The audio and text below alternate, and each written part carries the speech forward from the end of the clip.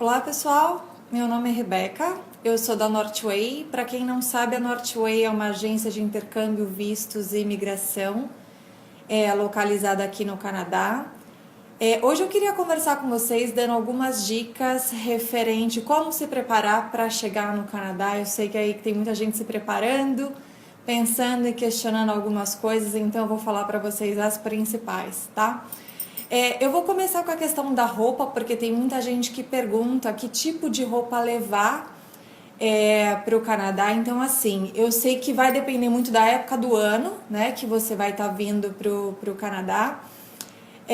Mas uma coisa que eu aconselho, assim, principalmente aqueles que vão vir para o período de inverno, que você deixe para comprar a jaqueta de frio, a mais pesadona mesmo, que você deixe para comprar aqui no Canadá, porque eu acho que além do custo-benefício ser melhor, você vai conseguir encontrar uma jaqueta propriamente para o frio daqui, então compensa mais. Eu acho que até com relação a custo, aqui no Canadá você consegue encontrar até peças usadas de segunda mão, que estão em ótimas condições, que você vai poder utilizar aqui também, tá?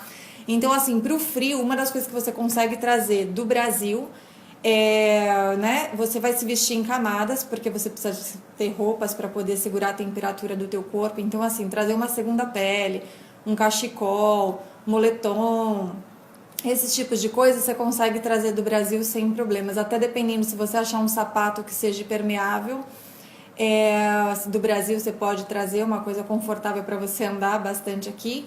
Caso contrário, eu aconselho mesmo que você adquira pelo menos uma jaqueta boa aqui no Canadá e também botas, né, que é o que você vai precisar bastante. Aí luva, cachecol e qualquer outro tipo de blusa assim você consegue trazer do Brasil mesmo. Outra coisa, depende muito da companhia aérea, mas assim, em média são 2 malas de 32 quilos que vocês vão poder trazer. E uma das coisas que eu aconselho também é sempre você trazer uma peça, uma troca de roupa dentro de uma mala de mão, porque né, nunca se sabe o que pode acontecer de, sei lá, mala ser extraviada, de você ter que passar uma noite a mais no aeroporto, coisa assim. Então, pelo menos é importante se você tiver uma troca a mais aí de roupa na sua bagagem de mão, eu acho que vai ser, tipo, né, melhor nesse sentido. Uma outra pergunta que surge bastante é com relação a remédio, se a pessoa ela pode levar remédio quando ela estiver embarcando. Na maioria dos casos, sim, o que é aconselhável é que você declare, principalmente se você estiver trazendo uma grande quantidade de remédio, também com a receita do médico, então, assim, muito importante isso daí. Mas sim, na maioria dos casos não tem problema nenhum. A única coisa que você tem que prestar atenção é com relação ao tamanho. Vamos supor, se você estiver levando algum remédio que seja líquido, que não pode passar de 100 ml, e se você for colocar na bagagem de mão, então esse é o limite aí das companhias aéreas. Então, se você estiver levando, sei lá, antibiótico, alguma coisa assim que tenha uma quantidade maior do que 100 ml, é importante que você despache para você não ter que jogar fora na hora de você passar pelo raio-x, tá?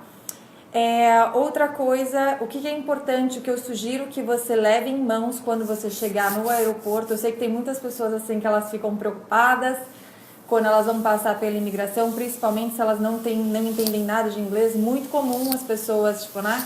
Muito estudante que às vezes não tem noção nenhuma do inglês, mas assim, uma coisa, não se preocupe, os agentes de imigração, eles estão super acostumados a lidar com estudantes diariamente, pessoas que realmente não falam inglês, pessoas que não têm conhecimento nenhum do idioma. Então, assim, eles vão entender o que vocês têm, o que vocês vão fazer aqui, mas uma das coisas que eu aconselho realmente vocês darem uma olhada em palavras-chave, né? E outra coisa que vocês vão precisar apresentar, o que é necessário vocês apresentarem quando vocês chegarem na imigração, é o passaporte, a carta de aceitação da escola para aqueles que vão estudar, ou a carta de trabalho para quem está vindo com trabalho. Que mais? O endereço da onde vocês vão ficar hospedados, isso é super importante também, porque geralmente eles perguntam aonde que vocês vão se hospedar, então é importante, mesmo que vocês não entendam, uma vez que vocês mostrem esses papéis, o agente da imigração ele já vai saber do que vocês estão falando, né? Tipo assim, já vai saber a resposta daquilo que eles estão perguntando. Seguro saúde também é outra coisa super importante. E outra coisa é a passagem de volta. A questão da passagem de volta eu sei que acaba causando algumas dúvidas e até assim, vai depender muito do agente de imigração. Eu já vi diversos casos aqui acontecerem. Por exemplo, eu já vi casos de pessoas que na imigração, na hora que passaram pela imigração, o agente não perguntou de passagem de volta. Já vi casos que ele pediu passagem de volta, a pessoa tinha. Já vi casos de pessoas que não tinham e o agente fez comprar na hora. Então, assim, ele vai ver muito de acordo com o que você vai fazer aqui. Se você, por exemplo, você fala que você vai vir como turista, vai ficar quanto tempo? 4 semanas. E você não tem a comprovação da passagem de volta, eles podem desconfiar das suas reais intenções em ficar aqui no Canadá. Então, é sempre importante estar linkado realmente com aquilo que você vai fazer aqui, né, com os documentos que você for apresentar. Se você for para casa de um amigo, se você está vindo de férias, uma carta convite desse amigo para você poder apresentar com o telefone, com o endereço, tudo certinho, para evitar qualquer dúvida do agente de imigração. Então, assim, aqueles que forem estudar, a hora que vocês passarem, né, para o primeiro guichê da imigração, o que vocês, quando vocês têm visto, ou de estudante, de trabalho, de turista, do que for, vocês vão receber mais ou menos um adesivo como consta esse daqui. Esse adesivo, na verdade, é o seu adesivo de entrada no Canadá. Ele sempre tem uma data de expiração aqui. Isso significa que você tem até essa data para você entrar no Canadá. Então, aqueles que forem estudar, né, ou trabalhar, você vai passar por eles vão te encaminhar para você passar por uma outra fila. Então, assim, já vi casos de pessoas passarem direto e depois terem que solicitar esse permit aqui. Vocês vão passar para uma outra fila e vocês vão pegar um papel parecido com este daqui. Deixa eu mostrar para vocês. Peraí.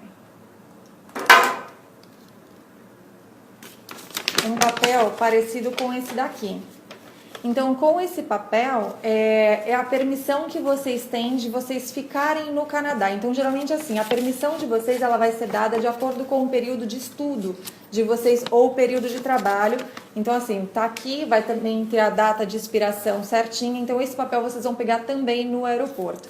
Então, assim, eles vão olhar com a carta de aceitação da escola e geralmente eles emitem com 2 ou 3 meses a mais do que o período de estudo de vocês, tá? Então, assim, se você está vindo como turista, então aqueles que forem estudar até 6 meses, vocês vão ter, tipo, um carimbo, como esse daqui. E nesse carimbo significa que vocês podem ficar no país até 6 meses. Então, assim, ele pode colocar a data embaixo, então você vai poder ficar aqui até essa validade. Ou se eles não escreverem nada, você considera que você tem 6 meses para ficar aqui no país. Vai depender muito do agente mesmo na hora. Também, assim, pode acontecer deles te darem menos tempo. No caso, sei lá, já vi casos de pessoas que vieram para cá e aí vieram para uma cerimônia específica ou vieram passar só um tempo, contando que fosse conseguir os 6 meses de permanência aqui. E no final, o agente seu acabou dando 1 mês para ele só, porque falou, bom, se você só vai ficar aqui de férias, então você não precisa de 6 meses. Acabou dando 1 mês só e depois eles tiveram que renovar. Então, assim, só para vocês saberem o que podem acontecer. Então, assim, outra dica que eu dou, assim, não tentar explicar aquilo que eles não estão perguntando, principalmente se você não domina o idioma, se você não domina a língua. Então, espera eles te perguntarem, assim que eles te perguntarem, você responde para o agente de imigração, tá? Mantenha calma com relação ao agente de imigração, assim, não é nenhum bicho de 7 cabeças, como muitas pessoas pensam. É tranquilo, eles estão realmente acostumados mesmo a lidar com um estudante internacional, com pessoas entrando e saindo o tempo inteiro, né, com estrangeiros aqui. Então, isso para eles é rotineiro, tá? Então, assim, não levem pro lado pessoal também, até se eles forem um pouquinho mais rudes. É normal, tá? Tipo assim, é uma forma que eles têm de poder identificar se a pessoa, qual que é a real intenção da pessoa vir para cá. E eles vão perguntar, assim, coisa básica mesmo, o que vocês vão fazer aqui, quanto tempo vocês vão ficar, esse tipo de coisa, aonde vocês vão ficar. Então, tendo essas informações em mãos, mesmo que você não consiga falar tão bem o inglês, eles vão identificar pelos papéis que vocês vão apresentar, tá bom? Outra coisa, assim, para aqueles que vão vir em homestay, uma das coisas que eu sempre falo isso, que né, quando você está no aeroporto, tem algumas pessoas que elas contratam o traslado, né, então vai ter uma pessoa lá com a plaquinha com o seu nome, né, para poder realmente você se direcionar para o carro que a pessoa tá. Mas assim, é importante que você tenha também o telefone em mãos e o endereço da homestay, porque caso aconteça qualquer coisa e você não encontre a pessoa que vai fazer o seu traslado, porque eu já vi de tudo realmente acontecer, por falta de comunicação, enfim, ou com a escola, com a agência, coisa assim, que você consiga pegar um táxi, qualquer coisa, se precisar, né? E você se direcionar até a tua acomodação. E geralmente quando você está na acomodação da homestay, como você não, uma das vantagens que eu acho que realmente tem da pessoa ir para essa homestay é que geralmente antes do início das aulas a pessoa responsável pela casa ela leva o estudante faz o trajeto até a escola para mostrar aqui o ônibus que pega, onde que desce, se pega metrô, se não pega. Então assim acaba ajudando muito com relação ao estudante a ele conhecer um pouquinho mais a região onde ele vai estar, tá? Bom, então assim, chegou no Canadá, ok, deu tudo certo, passou pela imigração, pegou os permits, tá tudo certinho. Uma das coisas que eu realmente aconselho a vocês não andarem com o passaporte aqui a maioridade no Canadá são 19 anos, então assim, é muito comum você tá em qualquer lugar, num restaurante, um bar e assim, se alguém for pedir bebida alcoólica, eles vão pedir a identificação. Então, o ideal é que você tire o BCID da própria província. Então, você só precisa apresentar o seu permit, o seu passaporte, pagar uma taxa, que pode variar também de província para província. Por exemplo, no caso de Ontário, British Columbia, é $35. No caso de Manitoba, são $20. Válido por 5 anos, depois você paga uma taxa de $10, $15 para você fazer essa renovação, mas com esse BCID você vai poder andar e apresentar em qualquer outro lugar. E aqui é bem curioso, porque eles pedem o BCID para qualquer pessoa, então assim, não importa se você está aparentando ter os 19 anos, ou se você está aparentando ter um pouco mais, é ótimo para a autoestima, porque eles vão pedir, então você vai sempre sentir que você está sendo mais nova.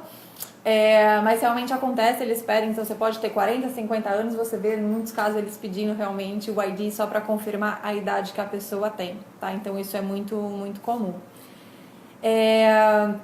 Bom, no caso de cada província, né, ela oferece esse serviço de acordo, né, com órgãos diferentes. No caso de Ontário, é o Service Ontário que você tem que procurar. No caso de BC, de British Columbia, é o ICBC. Manitoba é no AutoPac ou no Manitoba Public Insurance Service. Então, assim, cada província ela vai ter um órgão responsável por emitir essa identificação canadense, tá? E outra coisa, possivelmente você vai ter que apresentar uma validade pelo menos de 6 meses aí de um permit válido para você conseguir pegar o seu BCID. Uma das coisas assim, se aqueles que vão tirar a carteira de motorista, geralmente eles não precisam ter essa identificação canadense, porque a carteira de motorista ela já consegue substituir, né? Então assim, são documentos muito parecidos, a diferença é que a carteira de motorista te permite dirigir aqui. Uma das coisas que vale a pena prestar atenção é que se você está mudando para o Canadá, se você está vindo aqui passar um tempo, a sua carteira de motorista do Brasil ela é válida por 3 meses, se você está vindo como estudante, como trabalhador, coisa assim, a não ser que você esteja vindo como turista, e aí pode valer pelos 6 meses de permanência que tem aqui, mas também pode variar de província para província, cada província tem as suas regulamentações, tem as suas leis, então é bom checar isso daí. No caso de BC, aqui de British Columbia, quando você é estudante full-time de uma instituição pós-secundária, pública ou privada, você não precisa tirar a sua carteira de motorista aqui do Canadá. Você pode utilizar a sua carteira, pode continuar utilizando a sua carteira de trabalho, sua carteira de motorista do Brasil. Então, você só precisa apresentar uma das coisas que é aconselhável, que é até escrito isso tipo no site do ICBC, é que você tenha a sua carteira traduzida, né, para o inglês, para eles identificarem realmente se está tudo certinho, mas o que é mais aconselhável é que você tire a carteira internacional de motorista, para você conseguir apresentar e utilizar em todos os lugares aqui, tá? Então, assim, para aqueles que são estudantes de instituição pública ou privada full-time, tem essa vantagem de não precisar tirar a carteira de motorista aqui no Canadá. Outra coisa que é falado bastante é com relação ao seguro saúde, né? Então, assim, eu sei que causa muitas dúvidas, se pode usar ou se não pode usar. Um dos diferenciais aqui do Canadá é que eles atendem todo mundo da mesma maneira. Então, assim, você pode, se você for no hospital para qualquer caso emergencial, você vai encontrar pessoas de diferentes classes na mesma sala de espera. Eles não têm distinção com relação a isso, tá? Você sendo um residente temporário, isso também pode variar, você vai ter de variar de província para província, então você tem que checar se você vai ser elegível para poder fazer essa aplicação, tá? E demora em média 90 dias, 3 meses aí para você conseguir aplicar para o teu Health Insurance aqui no Canadá, que é o seu plano de saúde. O que é aconselhável, isso é super importante, lá atrás também, quando você estiver passando pela imigração, é muito comum eles pedirem, eles perguntarem se você realmente tem o seguro saúde. Então, assim, é aconselhável que, como demora esse tempo de pelo menos 3 meses para ser emitido o seguro saúde, né, provincial, o seguro saúde aqui do Canadá, que você tenha um plano de saúde privado, que você venha, que você contrate do Brasil, pode ser tanto numa empresa local aqui no Canadá, ou alguma empresa que faça cobertura para você do Brasil para cá, mas que você saia do Brasil para pelo menos 3, 4 meses aí de seguro saúde. Durante o período do estudo, é obrigatório que você tenha esse seguro saúde. Tá? Então, assim, é recomendável e realmente super importante que você tenha isso. Que mais? Outra coisa que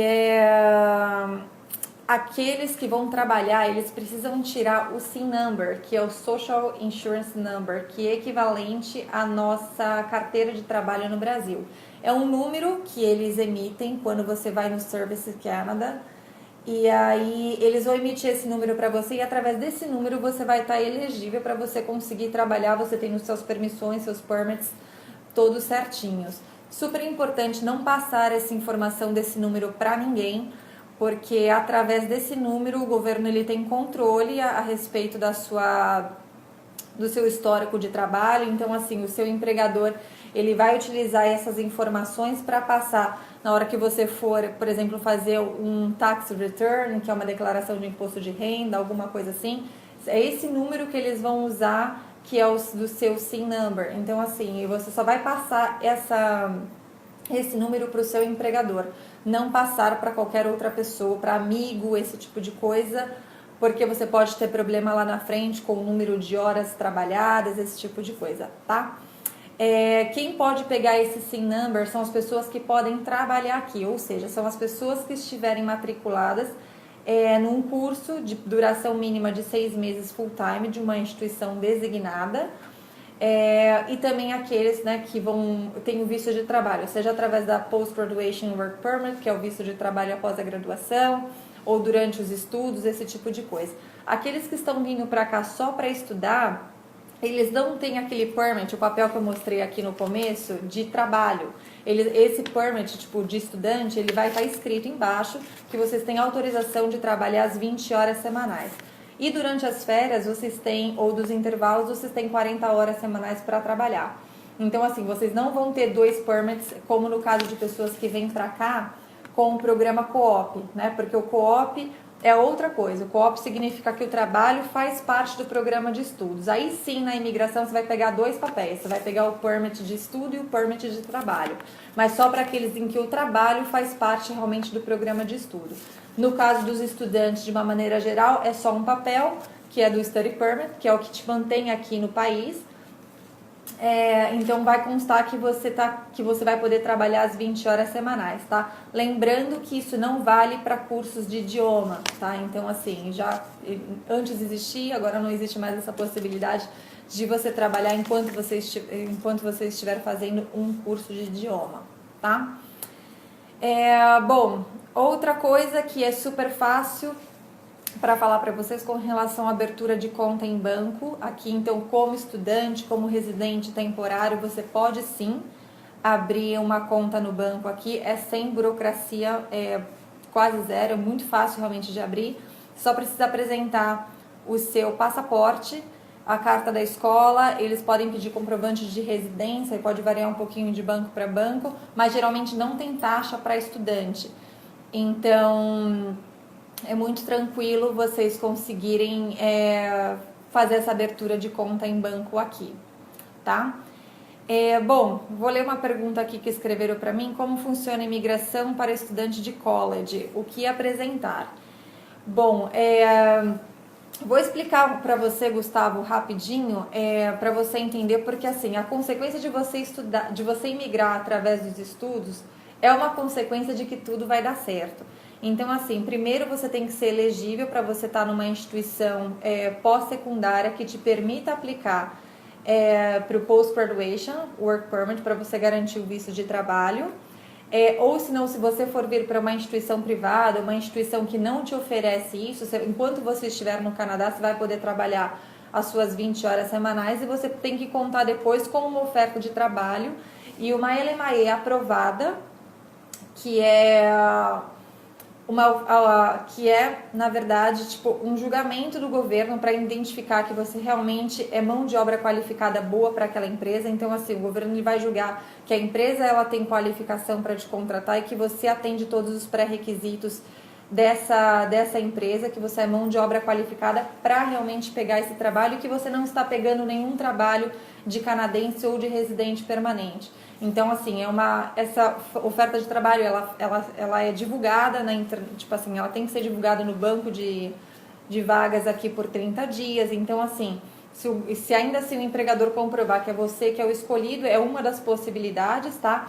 Caso você não tenha o visto de trabalho, se você só vier aqui estudar e você não tiver esse visto de trabalho.